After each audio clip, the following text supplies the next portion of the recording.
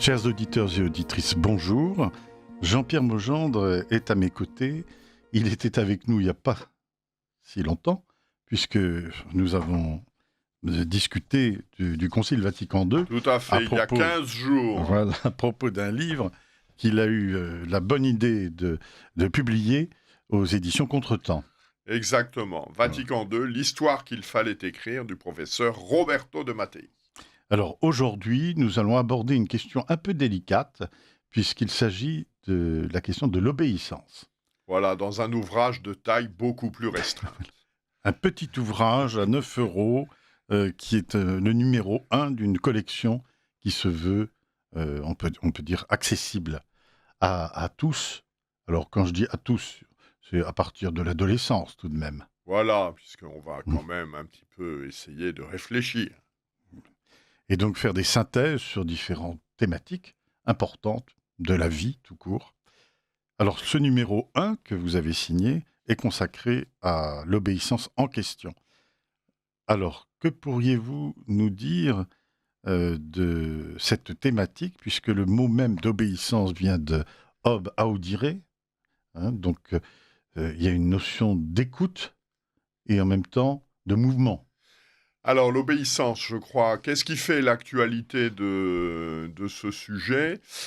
C'est que nous sortons d'une période où l'obéissance, et puis un peu un synonyme, c'est autorité. Obéissance et autorité, tout ça, cela renvoie aux mêmes réalités intellectuelles.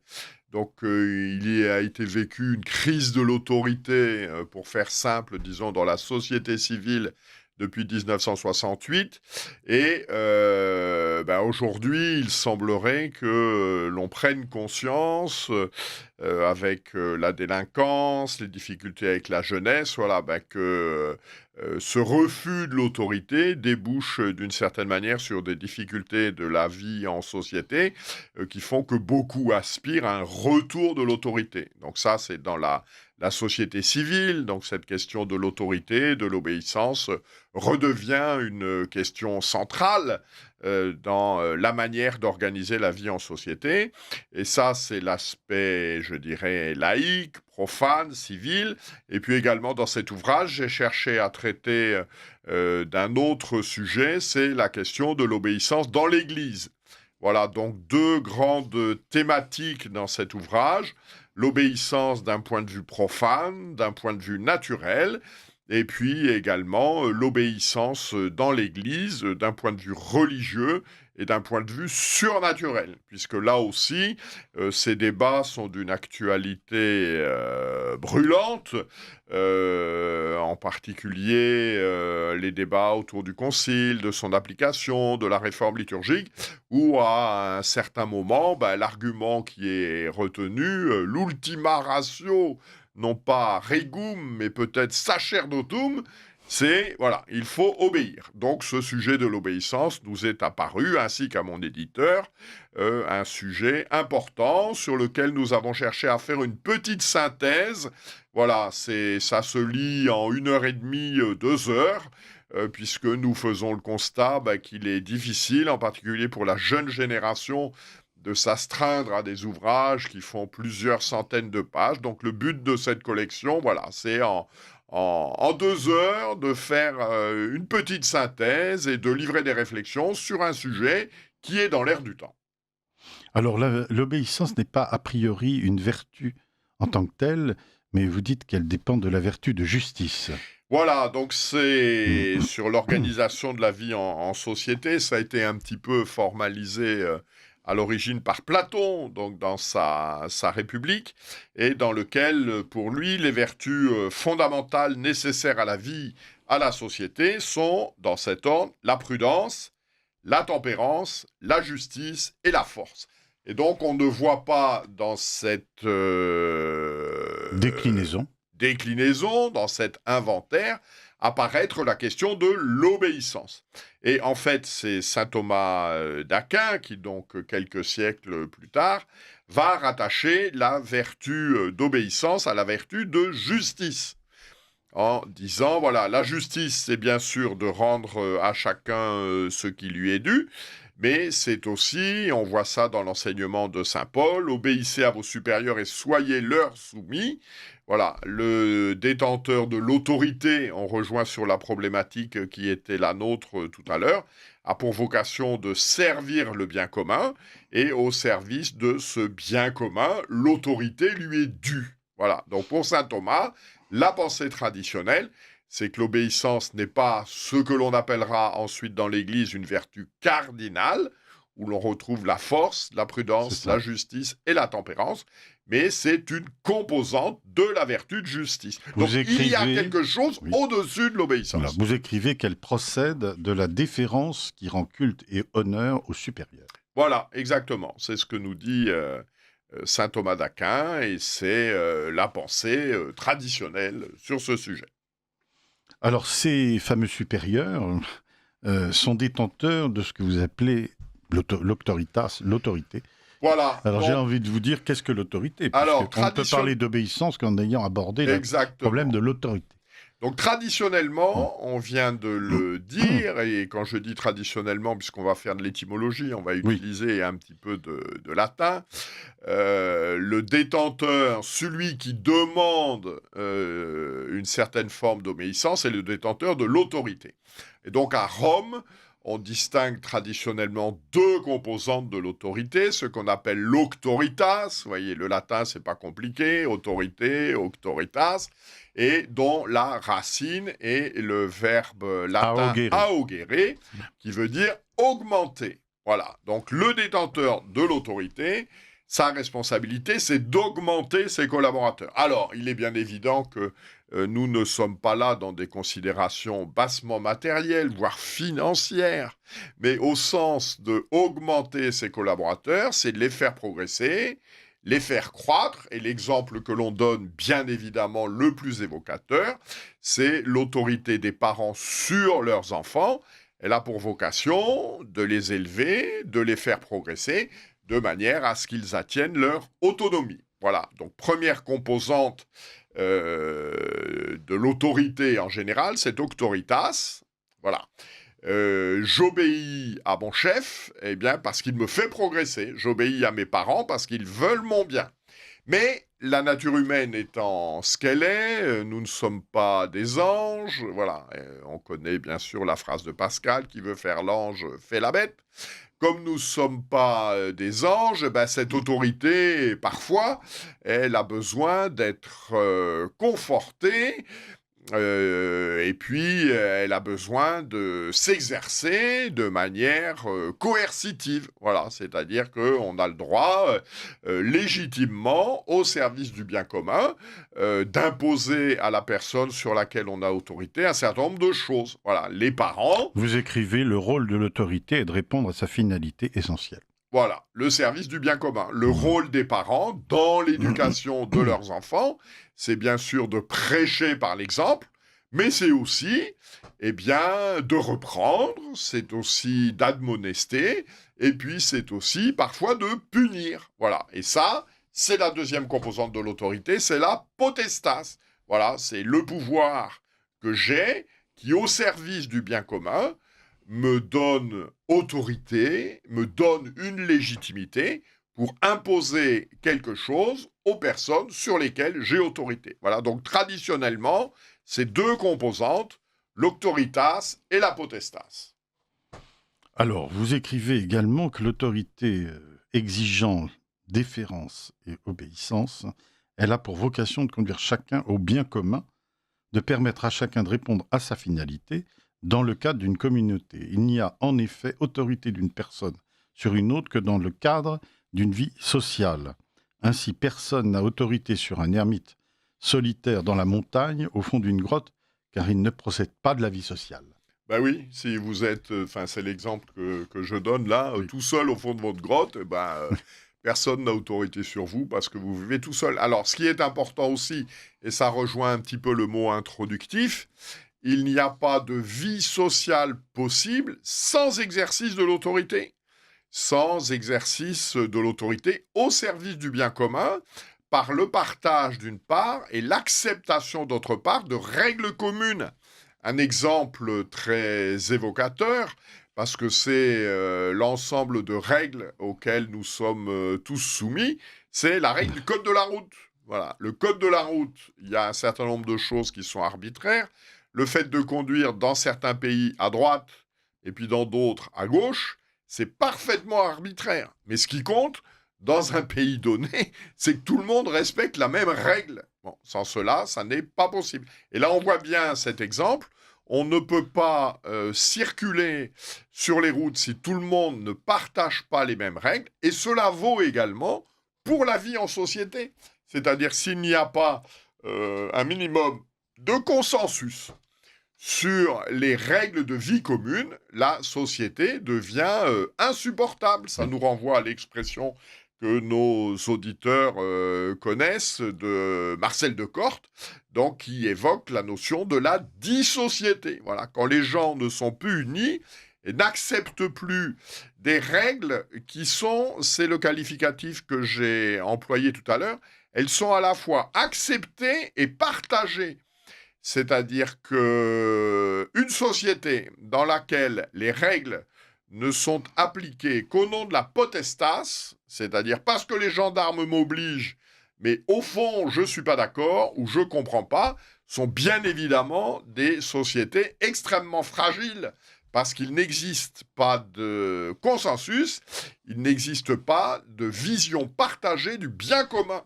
Et je crois, c'est un petit peu l'actualité de ce livre aussi, autour de la notion de bien commun. Je pense qu'un des drames de notre pays aujourd'hui, c'est qu'il n'existe pas de vision partagée du bien commun. Et il y a même un aspect plus inquiétant, c'est que la notion de règle dont vous parlez, qui renvoie à la notion de loi, n'est plus non plus partagée. Alors, elle n'est plus partagée. En voyant, néanmoins, c'est un sujet que nous avions déjà abordé dans le cadre de nos universités d'été, que de toute façon, il y a toujours des règles. C'est-à-dire que même dans un gang mafieux, dans un gang de dealers, de trafiquants de drogue, il y a des règles. C'est pas le refus des règles, c'est la mise en place d'autres règles. Bon, mais ces règles étant difficilement compatible avec le bien commun. Alors, vous avez consacré un chapitre justement aux lois. Aux lois. Que vous avez intitulé « Aux origines des lois ». Voilà. Et vous renvoyez évidemment dans ce petit chapitre la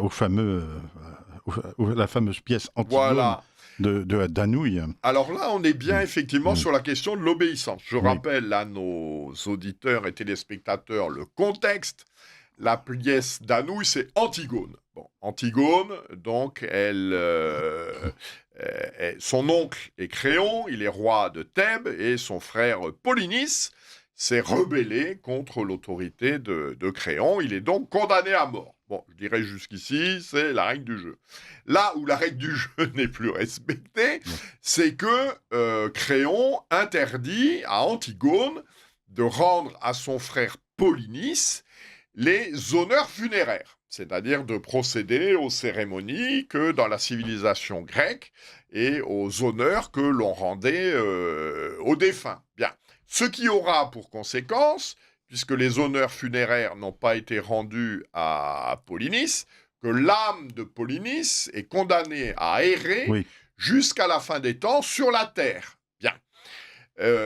Et Antigone rend à Polynice les honneurs funéraires, de manière à ce que son âme ne soit pas condamnée au triste sort que je viens d'évoquer. Et là, Créon la reprend. Et Créon lui dit, mais je t'avais donné un ordre et tu m'as désobéi. On est bien sur ce thème de l'obéissance. Et là, Antigone lui dit, non, mais tu n'as pas autorité sur les lois immortelles conçues, mises en œuvre par les dieux, etc., qui demandent que l'on rende les honneurs funéraires aux défunts. Et donc, au-dessus du respect de l'autorité due à la personne, Antigone rappelle à Créon qu'il existe des lois sur lesquelles l'homme n'a pas autorité. C'est d'ailleurs quelque chose qu'avait noté avec toujours beaucoup de pertinence Maurras. Maurras, en commentant cet épisode, il dit « L'anarchiste, c'est Créon. L'anarchiste, c'est Créon. Parce qu'il va contre les lois qui sont des lois qui le dépassent. Le détenteur de l'autorité il est toujours au service de lois qui le dépassent. Vous écrivez qu'ainsi, dans la France de l'Ancien Régime, les lois fondamentales du royaume, le roi lui-même n'a pas le pouvoir de les modifier. Ainsi en va-t-il surtout de la loi naturelle gravée dans le cœur de l'homme et formalisée dans le décalogue que le roi est tenu de respecter. Voilà. Alors, on en a un bon Alors, exemple, c'est par exemple le fait, alors il y a des considérations politiques qui interviennent, on en est bien d'accord et tout, mais le testament de Louis XIV. Le testament de Louis XIV est cassé par le Parlement, parce que le Parlement dit, bon, ça n'est pas conforme aux lois fondamentales du royaume. Voilà. Il existe des lois au-dessus de la volonté du responsable.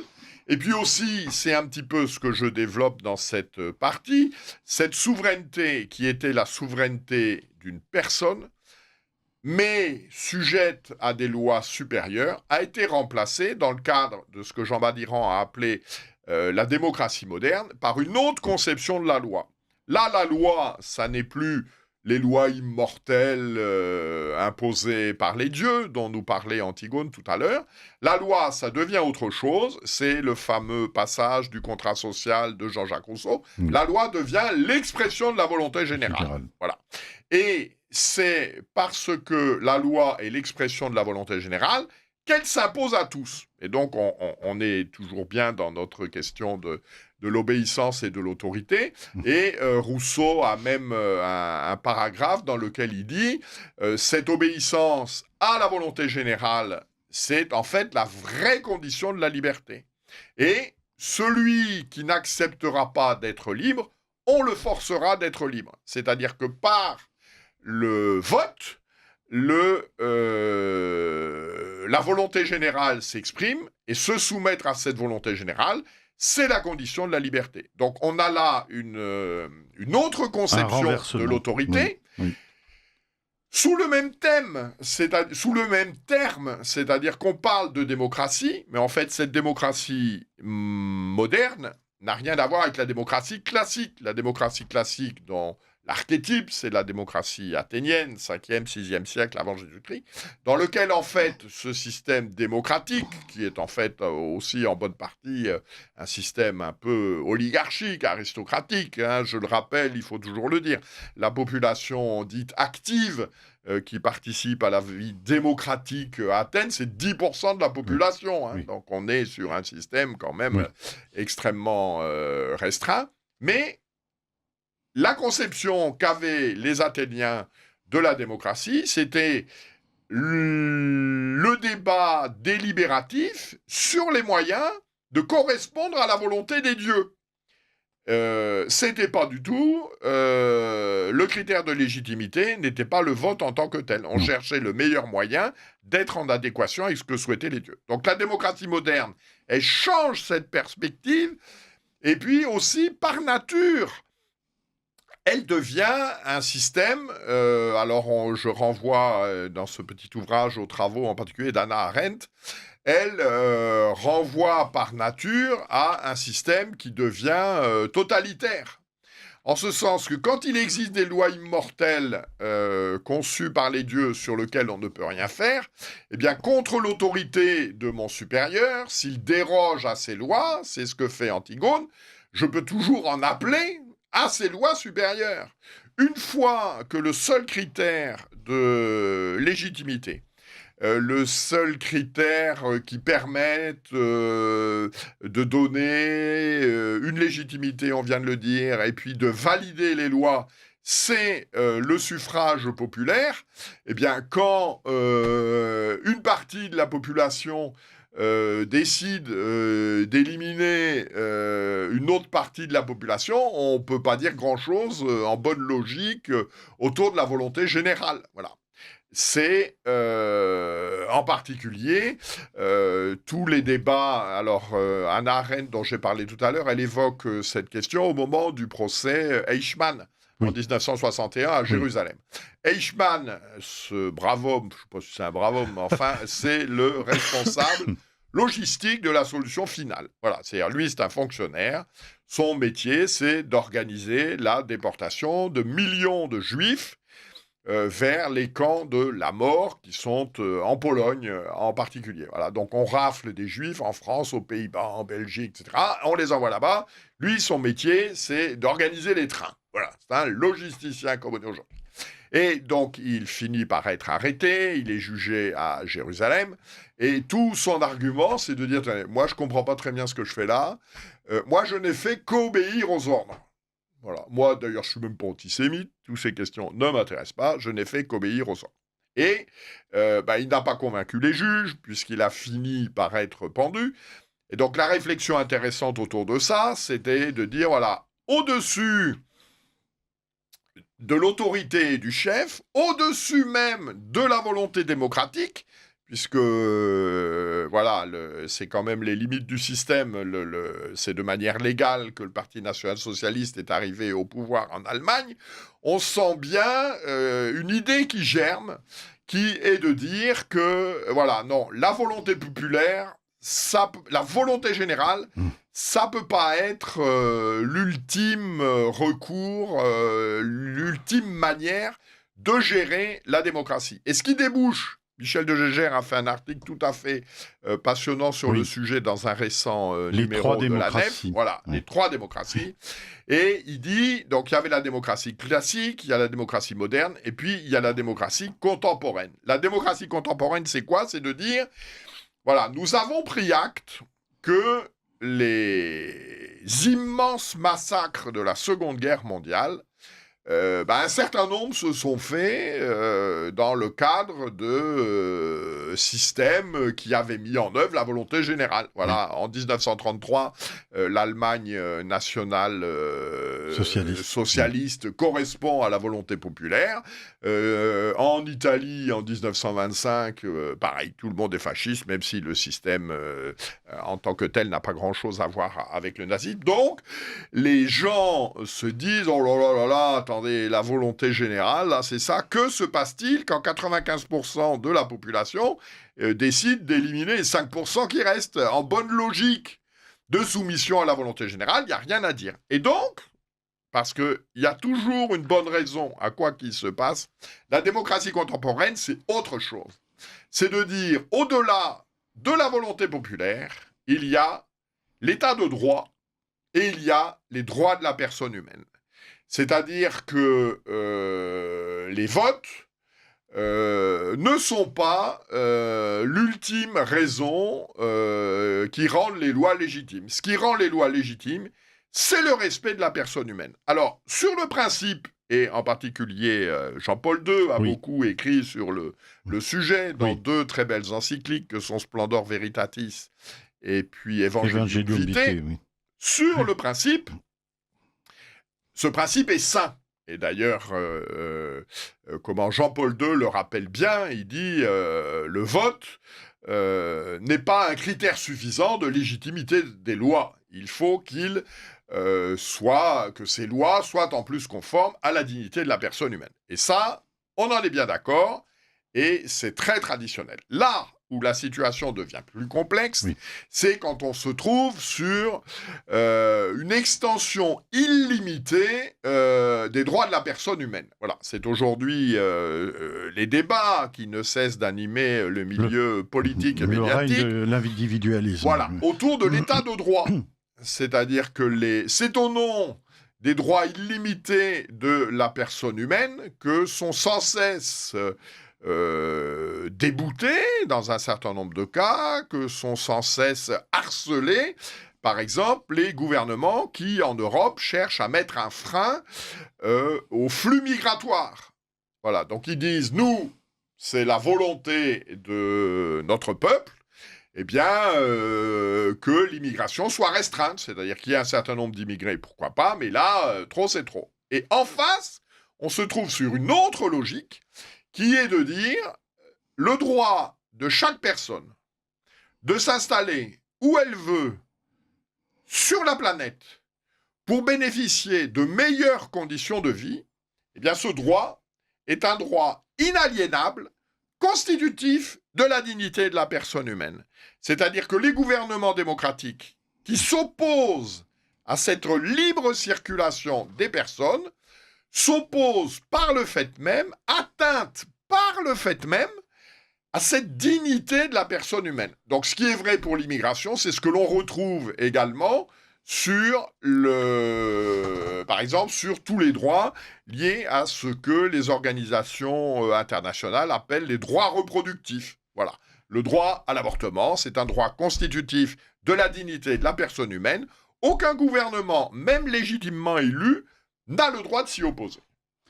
Alors rappelons que nous écoutons donc Jean-Pierre Maugendre nous entretenir de son petit livre « L'obéissance en question », édité par Via Romana, et que Radio Courtoisie, évidemment, ne vit que par ses auditeurs. Culture, économie, société, politique. Pour répondre aux défis qui nous attendent, Radio Courtoisie donne la parole à ses auditeurs.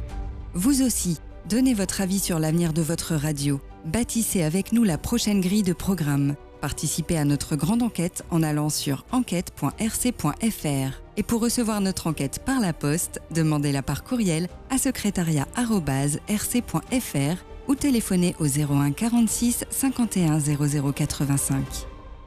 Alors, cher Jean-Pierre Maugendre, il s'agit de reprendre votre démonstration parce que si on en restait à ce que vous venez de dire, on comprendrait donc que effectivement, il est intrinsèque au droit de la personne humaine d'être une sorte de bohème. Enfin, alors voilà, ce qu'il faut préciser, et là, nomade. Ça rejoint notre question de l'obéissance. Oui. C'est l'existence. Alors, il y a des lois que l'on ne discute pas et auxquelles on est bien obligé d'obéir. Ce sont les lois physiques. Voilà.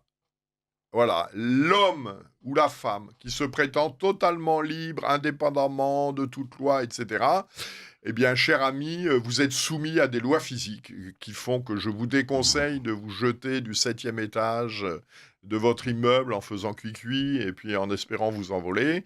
Je vous déconseille fortement de ne pas vous alimenter pendant 4 jours parce que, voilà, il existe des lois biologiques.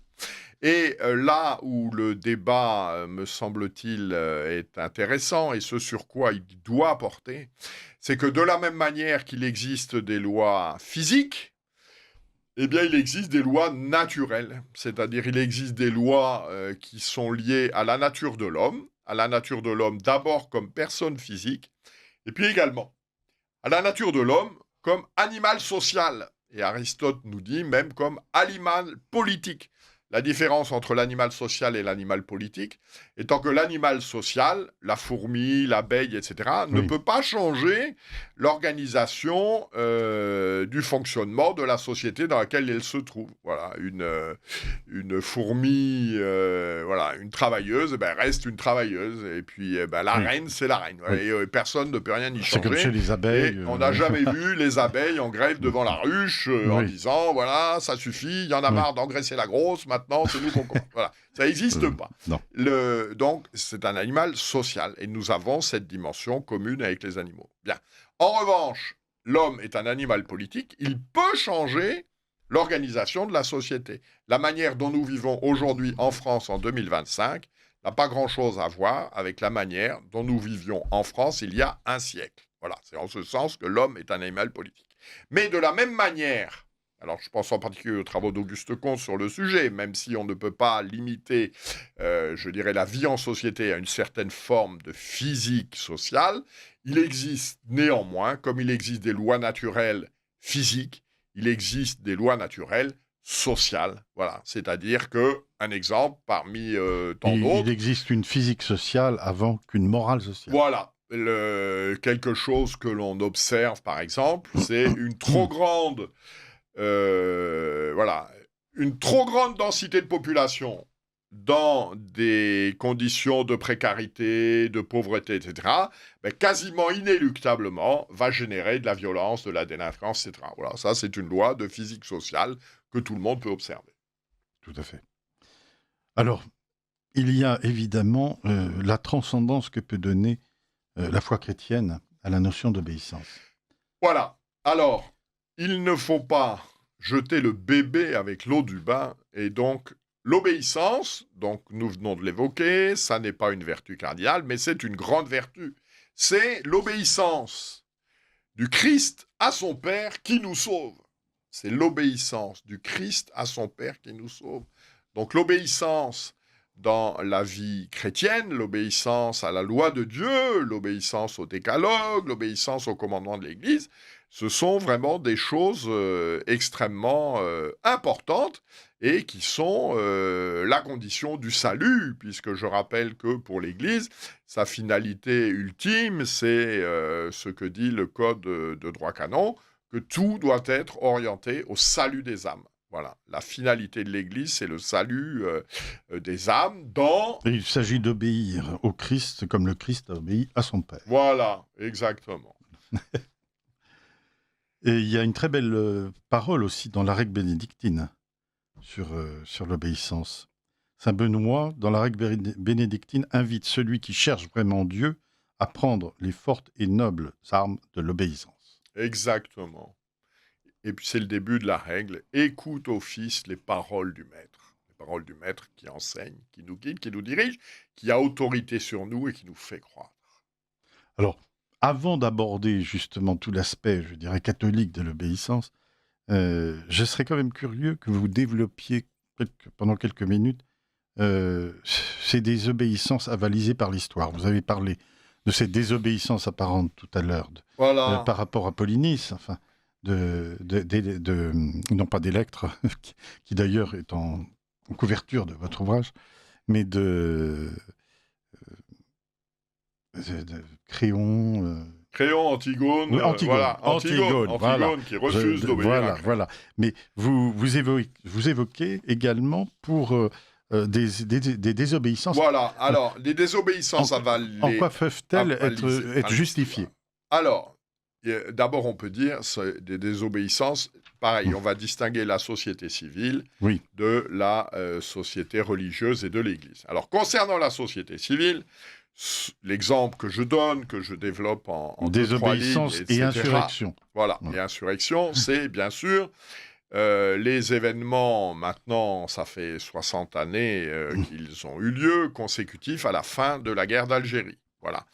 Par les accords d'Évian du 18 mars 1962, donc la France s'engage à quitter l'Algérie et à transférer le pouvoir au GPRA, le gouvernement provisoire de la République algérienne. Bien. Se pose évidemment à ce moment-là la question du sort des musulmans qui sont engagés dans l'armée française, en voyant qu'ils sont en fait de deux catégories. Il y a ceux qui sont engagés dans l'armée française en tant que tels et qui vont a priori bénéficier de l'autorisation d'être rapatriés en métropole parce qu'ils sont soldats dans un régiment, etc., qui est rapatrié. Mais se pose également la question de ce que l'on a appelé les supplétifs musulmans. Voilà, les harkis, les morzani, etc. Très bien. Et en fait, le gouvernement français va immédiatement prendre des mesures pour interdire le rapatriement de ces supplétifs musulmans. Bien. Mais aussi, un certain nombre d'officiers, immédiatement, disent « si on les laisse, après les avoir désarmés, ce qui est quand même... parce qu'il faut savoir que pendant toute la durée de la guerre d'Algérie, il y a toujours eu beaucoup plus de musulmans engagés dans les rangs de l'armée française, soit directement dans les rangs de l'armée française, soit en étant supplétifs, que du côté du FLN. C'est-à-dire que si on avait laissé ces unités armées se débrouiller toutes seules avec le FLN, comme elles étaient sensiblement plus nombreuses, elles auraient peut-être pu gagner cette guerre, ce qui n'était pas l'objectif du président de la République. Voilà. Donc, ces unités sont désarmées, c'est l'ordre qui vient du ministère de la Défense, et il y a interdiction de les rapatrier. Bien. Un certain nombre d'officiers appliquent la règle, et puis un certain nombre d'autres officiers désobéissent, c'est-à-dire refusent objectivement et organisent le rapatriement de leurs supplétifs en métropole. Voilà, donc c'est ça ce que j'évoque. L'archétype de symbole de cette résistance à cet abandon, bien sûr, c'est le commandant Élie de Noix de Saint-Marc, donc qui participe au putsch en avril 61, qui est donc condamné, qui fait de la prison, et puis qui sera élevé par le président Nicolas Sarkozy, plusieurs années plus tard, en 1978, réhabilité dans ses droits, et puis en 2011, il devient Grand Croix de la Légion d'honneur. Voilà. Objectivement, il avait désobéi, c'est un fait, il avait même fait plus que désobéir, puisqu'il avait participé à une manœuvre insurrectionnelle. Et puis, quelques décennies plus tard, l'autorité la plus élevée, dit cette forme de désobéissance, dans une certaine manière, elle était légitime. Bon, et c'est en particulier également des déclarations qui seront faites par le président Macron en évoquant une forme de pardon vis-à-vis des harkis qui avaient été abandonnés, qui ont été massacrés par dizaines de milliers. Voilà. Donc, l'histoire, c'est ce que je cherche à développer. Enfin, pas à développer, je cherche à rien développer, j'observe les faits. Il est arrivé que l'histoire avalise des désobéissances. Et puis également, on ne peut pas ne pas observer, en ces temps où la phrase d'André Malraux est d'une singulière actualité, tout le monde a été et ou sera gaulliste, eh bien que l'arrivée à Londres en juin 1940 du général de Gaulle, la déclaration du 18 juin, etc., tout cela se fait dans la désobéissance Bien sûr. aux autorités en place du gouvernement de l'État français. Donc, d'un point de vue profane, l'histoire nous montre qu'il y a des désobéissances qui ont pu être avalisées par l'histoire.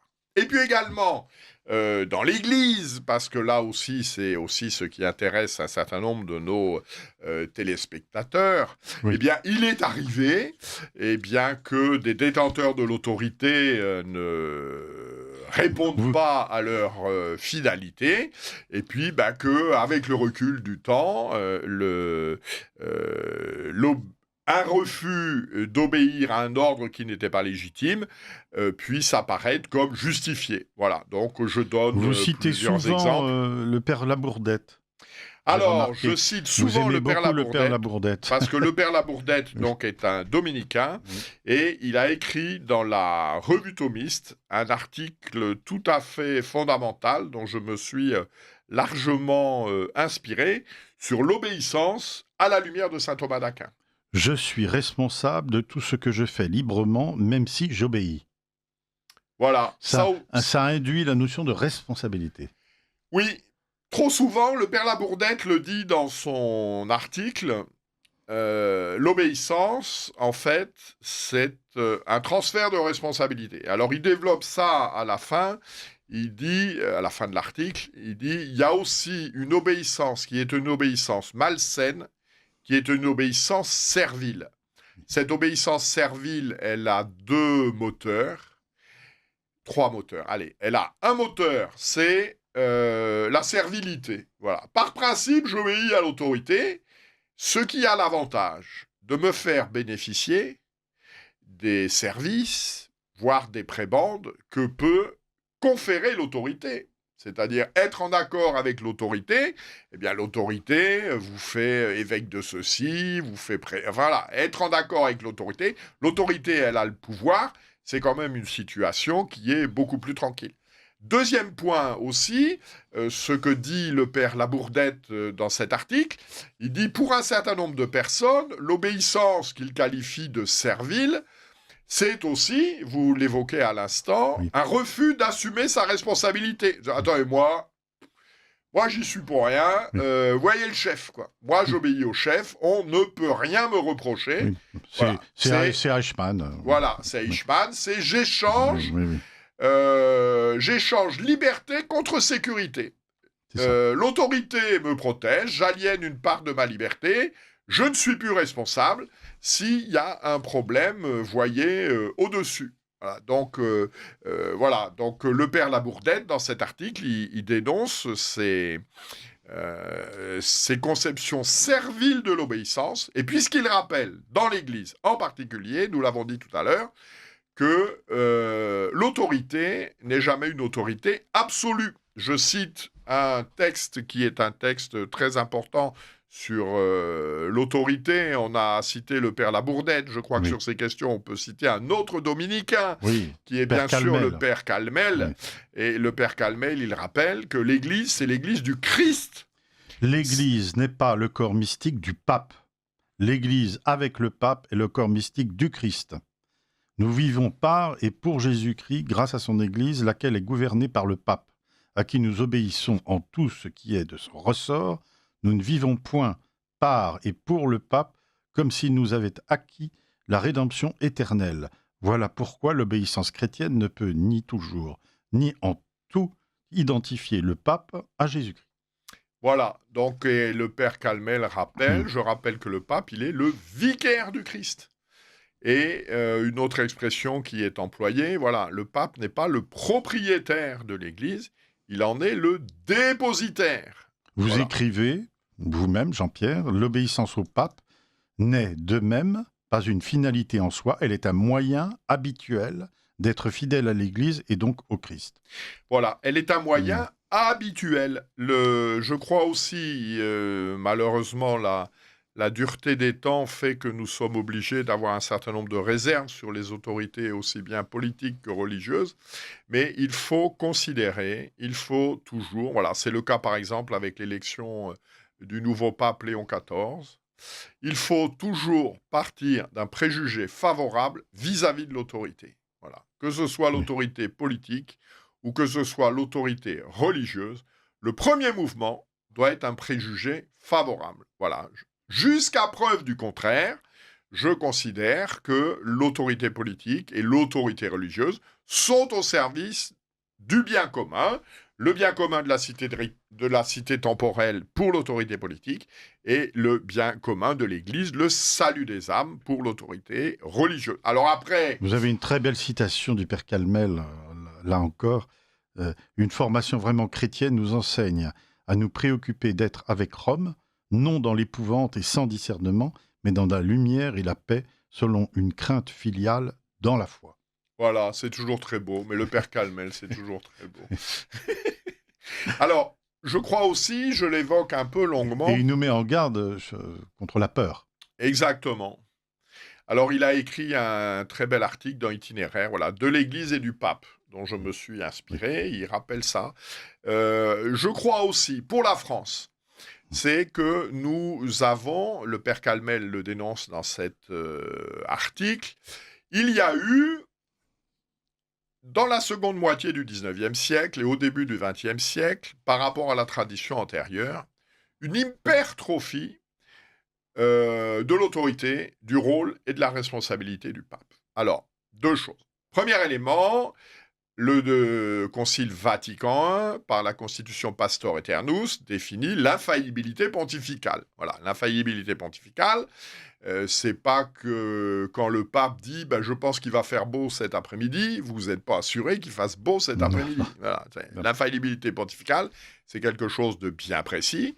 C'est quand le Saint-Père, sur un sujet concernant la foi ou la morale, en tant que successeur de Pierre, engage son autorité sur un point de doctrine, de foi ou de morale. Voilà. Et là, eh bien, la Constitution Pastor Aeternus nous dit le pape est infaillible. Le pape ne peut pas se tromper. Voilà.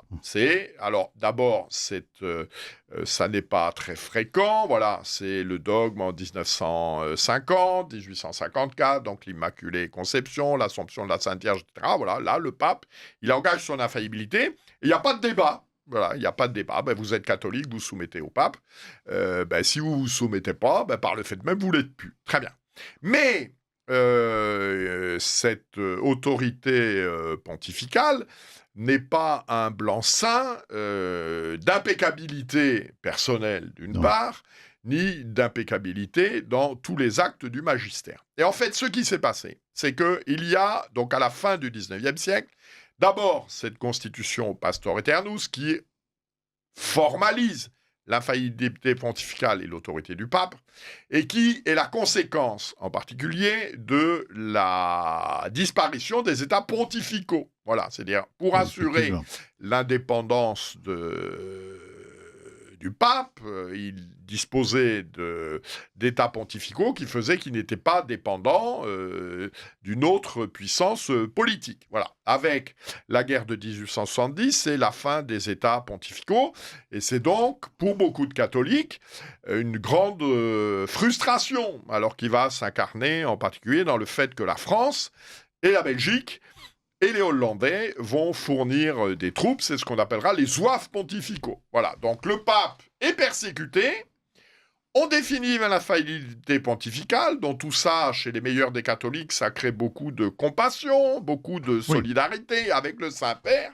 Et puis intervient un troisième phénomène, c'est que en France, les perspectives, bon, à partir de 1870, la République des Jules, 1880, etc., les perspectives, la mort d'Henri V, les perspectives de restauration monarchique s'estompent. Et tous les historiens qui ont travaillé sur ce sujet montrent qu'il s'opère, d'une certaine manière, un transfert de légitimité d'une bonne partie des catholiques français. Voilà, qui deviennent ultramontains. Voilà, qui deviennent ultramontains au sens où leur fidélité inconditionnelle qui s'incarnait dans la personne du monarque, même s'il ne régnait pas, quand on prend conscience que le monarque ne régnera pas, il y a un transfert affectif vers la personne du pape. Donc qui bénéficie de ces trois phénomènes, qui bénéficie de la proclamation de l'infaillibilité pontificale, de son statut, un peu l'humiliation qu'il subit, les persécutions qu'il subit, c'est l'exil à Gaète de Pie IX, enfin le pape est vraiment très maltraité, et puis ce transfert de responsabilité. Voilà, tout ça va déboucher sur une exacerbation de l'autorité, du pouvoir du pape, qui devient, j'en cite une ou deux à la fin, une forme de Dieu sur terre. Voilà, on ne discute plus, on ne réfléchit plus, ce qui est quand même une vision un petit peu excessive. Et cette attitude existe toujours, puisque d'aucuns vous ont traité de gallican. Alors oui, c'est pas très grave. Le gallicanisme, pour être clair, voilà, c'est historiquement... Alors, le grand gallican, c'est Bossuet, bien sûr. Donc, c'est quoi? C'est la conviction, la croyance dans l'Église de France, pendant des siècles, que, bon, on est soumis à Rome, mais que l'ancienneté, la maturité, l'expérience, la sainteté, peut-être même, de l'Église de France, fait que il est légitime, pour les gallicans, qu'elle bénéficie d'une certaine forme d'indépendance, d'autonomie par rapport au Saint-Siège. Voilà, donc il y a des points on applique, et puis il y en a d'autres. Alors, c'est quelque chose qui s'incarnera, par exemple, c'est une forme de gallicanisme, c'est tous les missels et tous les catéchismes qui seront mis en œuvre au XVIIe, XVIIIe, XIXe siècle, dans les diocèses de France. C'est ça. Voilà, on est dans une époque, là aussi, il faut que nos téléspectateurs aient ça en tête. Ne vivons pas, certains pourraient avoir la nostalgie d'une liturgie unifiée qui aurait été mise à bas par la réforme conciliaire. La réalité, c'est pas du tout ça. C'est-à-dire que cette liturgie unifiée, elle a été mise en place, en particulier en France, par Don Guéranger, par la réforme de Solesmes, par le grégorien, etc. Mais la situation, par exemple, au moment de la Révolution française, dans la célébration liturgique, dans les catéchismes, est une situation très diverse. Alors, il existe un canon, le canon de la messe n'est pas touché, etc. Mais autour du canon, il y a beaucoup de choses qui varient d'un diocèse à l'autre, en particulier la question du sanctoral. Bien sûr. Et puis, chaque diocèse a son catéchisme. Alors, bien sûr, c'est la foi qui est transmise. Voilà. Le gallicanisme, c'est un peu ça. C'est une forme de recul par rapport à l'autorité romaine. L'abbé Putois a écrit un livre très intéressant sur le petit trésor des catéchismes diocésains, justement. Et alors, ce sera d'ailleurs le titre d'un livre paru dans, je crois, dans les années 80, etc. Je crois que c'est Gérard Leclerc qui avait écrit ça. Parlant de Monseigneur Lefebvre, un papiste contre le pape. C'est-à-dire cette situation très paradoxale de l'Église de France. Donc, ce courant ultramontain, donc en particulier... Auquel appartenait Monseigneur Lefebvre. En particulier illustré par le séminaire français de Rome. Voilà, le séminaire français de Rome, donc il est dirigé par les Pères du Saint-Esprit. C'est, entre guillemets, pendant un siècle, la machine à faire des évêques. C'est-à-dire que vous êtes envoyé faire vos études au séminaire français de Rome, vous êtes un peu plus malin que la moyenne, et c'est l'itinéraire pour être évêque. Voilà.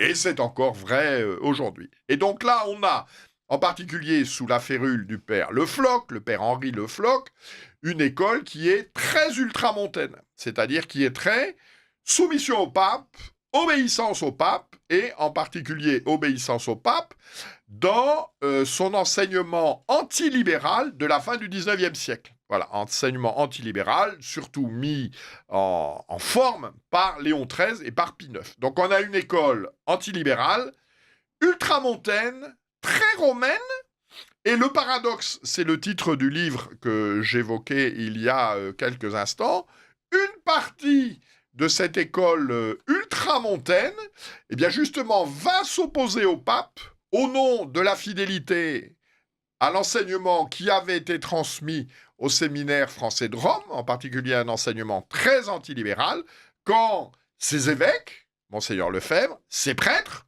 l'abbé du Lac, par exemple, auront le sentiment, eh bien, que Rome, d'une certaine manière, pour reprendre le titre d'un autre livre de Marc Dème, Rome n'est plus dans Rome, eh bien, que l'enseignement de Rome, d'une certaine manière, se sera rallié aux idées libérales qui avaient été condamnées par les papes dans la deuxième partie du XIXe siècle. Donc la situation tout à fait paradoxale, tout à fait surprenante et sous-tendue par un texte que je cite, qui a droit de citer dans les séminaires français des années 50, etc. On se trompe parfois quand on commande, on ne se trompe jamais quand on obéit. Voilà, on est là, et plusieurs générations de prêtres ont été formés dans cette optique. Voilà, on ne se trompe jamais quand on obéit. Voilà, j'obéis au pape, je ne peux pas me tromper. Alors, j'ai oublié de dire tout à l'heure que le sous-titre de votre ouvrage, L'obéissance en question, s'intitule « Entre servilité et libre examen ». Exactement. Ça n'est pas un hasard. Voilà, parce que justement, comme toujours, Saint Grégoire de Nice, NY2S nous le dit, le juste milieu, c'est le chemin des crêtes. Voilà, l'obéissance chrétienne, ça n'est ni la servilité, c'est-à-dire le chef a dit, j'arrête de réfléchir. Voilà, je ne pense plus, c'est un peu, alors les jésuites vont hurler, perinde à cadaver, voilà, j'obéis comme un cadavre, très bien.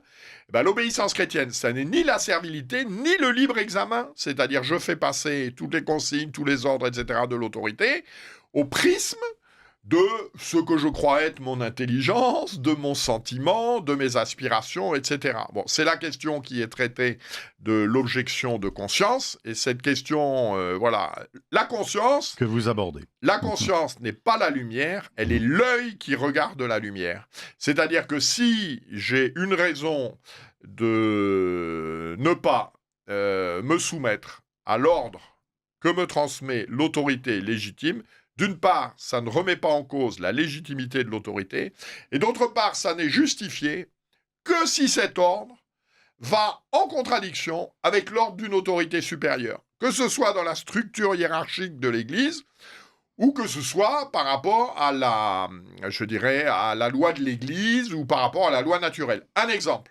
Vous êtes, votre père ou votre mère, vous êtes enfant, vous demande d'aller voler dans un magasin.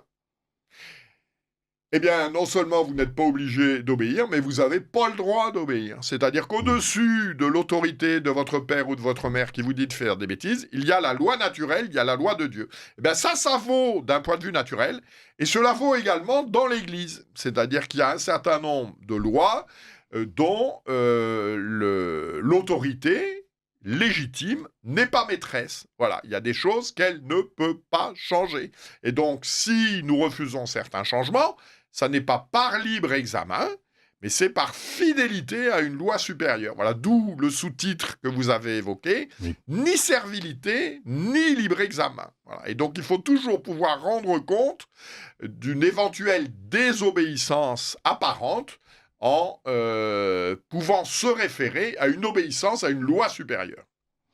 Et on peut citer d'ailleurs Gustave Thibon qui dit qu'on n'échappe à l'obéissance à Dieu que pour choir dans la servitude. Voilà. Et la servitude, en particulier, c'est l'enseignement classique de l'Église, la servitude à ses passions. Oui, Voilà, bien c'est sûr. l'expression, là, on devient esclave de ses passions. Et je Vous, crois... vous écrivez, la véritable obéissance est donc une vertu virile. La grandeur de la vertu d'obéissance vient de ce que, par son obéissance à la volonté du Père, Jésus-Christ rachète la désobéissance d'Adam. Dans l'enracinement, Simone Veil écrit « L'obéissance est la vertu suprême ». Pour Gustave Thibon, le philosophe solitaire de Saint-Marcel d'Ardèche, l'homme est assoiffé d'obéissance, parce qu'il est assoiffé de reconnaissance, et de trouver sur sa route quelqu'un qui le fasse progresser. C'est la relation classique du maître avec ses élèves dans le cadre des études. Le maître fera progresser l'élève, mais en aucun cas l'élève n'abandonne sa liberté. Il reste un homme libre et responsable. Eh ben, c'était très bien dit. C'est un peu la conclusion Alors ça fait de référence, de là votre je écrit. cite aussi Oui. Peggy, Oui, Peggy sur cette obéissance, etc. Il parle d'un chevalier, il parle du noble agenouillement d'un homme libre. Voilà, je trouve que c'est une belle formule pour l'obéissance. Le noble agenouillement d'un homme libre. eh bien, cher Jean-Pierre, merci beaucoup de nous avoir entretenu de l'obéissance aux questions. Votre livre donc, est publié chez Via Romana et on peut le trouver sur le site de Renaissance catholique, notamment, celui évidemment des éditions Via Romana. Il est vendu 9 € et c'est le début d'une collection qui connaîtra bientôt une suite.